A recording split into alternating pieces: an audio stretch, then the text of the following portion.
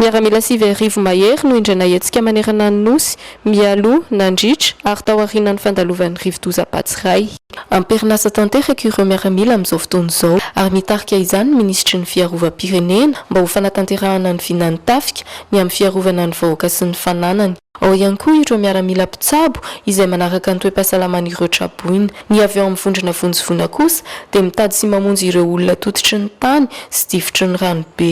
Ireo avy ao amin'ny CDS dia manala sy manapaka ireo azo atahorana ianjera sy misakandalana. Ahitana azy ireo avokoa ireo tanàna rehetra lasibatra ity Rivo-doza ity. Ohatra amin'izany tanàna Mananjary, Vohipeno, Farafangana, Mahanora. Raha ny tao Fianaratsoa dia nahetsika hatramin'ireo mpianatry ny CMP.